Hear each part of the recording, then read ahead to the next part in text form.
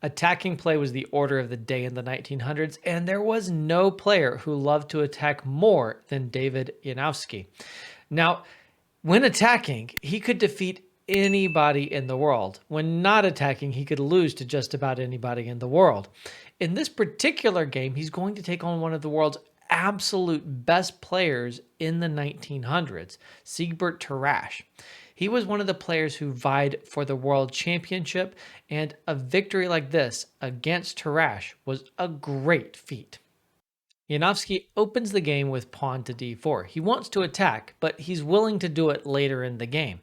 Now, after d4, we get d5, classical, very Tarrasch. We get knight f3, pawn to c5, also very Tarrasch and named after him, and pawn to c3. This isn't the kind of aggressive move that you might be looking for when I'm building up this player as such an attacking-minded player, but among other things, it does kind of compete with Tarrasch's style of play. He loved the isolated pawn in the Tarrasch structures, and this does deny him that. After pawn c3, we get e6, we get bishop f4, and queen b6. Now queen b3. This is a very classic queen standoff. Neither player really wants to trade and open up the A file for the opponent's rook. So the queens will just look at each other, kind of giving each other the eye for quite a long time in a position like this. For example, black would not want to do queen takes b3, throw out our mistake annotation here, and after pawn takes and then c takes d4, here you don't even have to do this, accepting a bad structure. You have knight takes d4, and white's about winning because of knight b5, which is almost unstoppable, and then knight c7, knight d6, capturing on a7, etc., etc. So after queen b3, the queens eye each other. Knight c6 now, natural developing moves, and more natural developing moves. Pawn to e3, knight to f6, pawn to h3. Note that this is useful for allowing the bishop sometimes to go back to h2, so black cannot pick up the bishop pair. After pawn to h3, we see bishop e7, knight b to d2, bishop d7, bishop e2, castles, castles, rook over to c8, anticipating that this line might become open at some point. And now, with most of the pieces developed, we see knight e5. Once you've developed your pieces, you can look to kind of invade your opponent's position. The knight is strong on e5. And what's quite confusing is that Tarrasch never really wants to trade off this knight.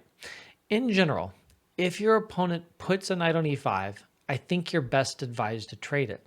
It's just too strong. If you can't easily chase it away with a pawn, then you should eliminate it however you can, trading being the available option. For example, knight takes. This isn't very strong. And after bishop takes e5, pawn takes d4, queen takes, a takes b6, bishop takes d4. This is a very computery line. Pawn b5, black is doing quite well. The pawn structure might look bad, but of course black is raring to play this, and there's no way to get at the pawns. Black really has at least an equal game. In the game, though, after knight e5, the bishop pulls back to e8. And this does hold on to a nice bishop, but again, you could have traded. You didn't have to retreat the bishop. And now bishop g3, knight d7, thinking about pawn to f6. So looking to get rid of the knight, but in a bit of a slow way. Knight d to f3, knight f8, rook over to d1. And here was a time that black could play pawn to c4. In fact, Tarrasch plays this, but he delays a little bit. He plays knight a5 first, queen c2, and then pawn to c4. What's the difference between including knight a5 and leaving the knight on c6? Well, basically, the knight on c6 is more central and better placed. Black has gained space on the queen side, and if black is able to do this, then black will have a really, really good game, especially if you can awkwardly kick this knight away. However, white is hoping to play pawn to e4, break things open in the middle of the board when all of these minor pieces and the queen can come to life, and we finally have those attacking ambitions that we know Janowski would love to have. If that happens, the knight will not be well placed on the edge of the board, which is why it was better to keep it on c6 and also hold on to the option of trading the knight, which has been a good option for a while, even if not an accepted one. Now, knight d2, pawn to f6, kicking the knight back to f3, bishop g6, kicking the queen back, but the queen's okay with going to c1 as long as e4 is achieved at some point. Pawn h6, knight h2, getting ready for this. e4 is going to be hard to stop, and black will need to do something committal to stop it. Queen d8, bishop f3, and now this is a critical decision. If you want to pause your video and try to decide what you would play here as black, it's a very instructive moment. Well, what you should play is pawn to f5. Now, this kind of stonewall-ish structure isn't too surprising, and it obviously has a very direct point. You may not play pawn to e4 white. That makes sense. Of course, in this position, when you play f5, you also weaken the e5 square. But if a piece gets to e5, it can be traded off, so that's not such a big deal. Also, you kind of bury this bishop, but again, that's not so important. What is important is that white is about to free all the pieces, burying one piece on g6, not too critical. After rejecting this option of pawn to f5, black gets in a lot of trouble. Pawn to b5. Trying for play, but allowing white play. And white's play is going to be associated with a lot more than a few squares on the queen side. Knight back to c6, pawn takes d5, pawn takes d5, rook e1. The open e file is white's, and it is an important file. In this position, black could play a very, very clever idea and only be a little bit worse. Pawn to f5. This intends knight to h7, to f6, we are freeing that square by advancing the pawn, and then knight to e4, and black has a very, very good game. That's very clever and would give black not a position that's not a little bit worse. Black would still be worse, but a position that's very playable. Instead, black plays pawn to b4, and now I think black is nearly lost. Black commits to a wrong strategy. Knight d to f1. This knight is headed into good squares. Pawn takes c3, pawn takes c3. The b file is open, but both players are denied use of it at the moment. The problem is this bishop's control over b1 is less secure than white's bishop's control over b8 as play develops. Queen a5, knight to e3, attacking this very soft point, bishop to f7. I told you this bishop would not be able to keep control over the square. The reason is now clear. The bishop has to defend passively the pawn on d5. Queen to d2. And in this position, the idea of knight f5 is very, very, very, very, very strong. In this position or in any future position, black basically must stop this incursion of the knight with pawn to g6, but then white has a huge attack, a winning attack with knight into g4.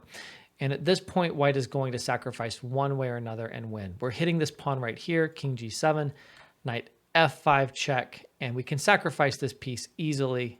Queen takes h6, the king falls back, and very nice, rook takes on e7. A brilliant sacrifice. If the knight captures, then this is just checkmate. I'll put that on the board. And after king g8 here, rook takes e7. You can capture the knight instead and leave the rook for a moment, but then queen takes f6. You're hitting this, and very important is knight takes e7, bishop e5. You've sacrificed almost all of your pieces, but in this position, the threats of mate cannot be stopped. A beautiful position. So backing up, that was why black could not play pawn to g6, much as it is desirable positionally because of all those sacrifices. So after queen d2, we get bishop a3. Rook a b1, knight f5 was already very good, basically winning.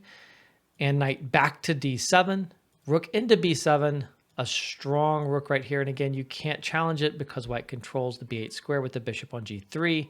So knight to b6, trying to trap the rook, but is black really going to have time for that? Not after knife to f5. Excellent move. Black tries to trap and win the rook right here. And again, if you want to pause your video, this is a great moment to do so. The solution is knight takes h6. Just simple and clear demolition. This is the kind of attack that Janowski loves. After the sacrifice, pawn takes h6. Don't be counting the material. Sacrifice it. Rook takes f7. A brilliant move. And after king takes f7, queen takes h6, in this position, I do not think you need to calculate.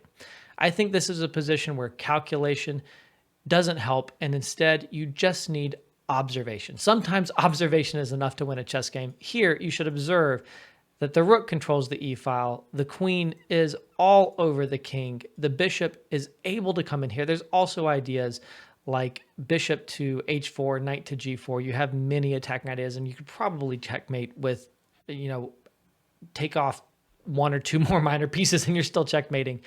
And final observation is that all of these pieces are so offsides that they just don't help at all. So this is a winning position, and you don't need to calculate it. You just need to look at it. Now, king g8, queen g6 check, king h8, and Janowski wins easily, but a nice way to win that the computer points out is bishop takes d5. Very, very pretty, with the point that knight takes d5. Rook e4 works because you've eliminated the pawn controlling the square. Instead, in the game, we find another way to include the rook. Queen takes f6 check, king g8, queen g6 check, king over to h8. If the king goes to f8, you just play bishop f4 and bishop in here. That's totally good enough. So queen g6, king h8, and a pretty finale. Again, pause your video if you want to try and find it. Rook e5. Very lovely. The idea is simple. Rook h5 checkmate. It's in fact mate in 2, because after the knight captures on e5, then the bishop is included and it is checkmate. Again, all of white's pieces are all over the black king side, and all of black's pieces are on the queen side and are not helping.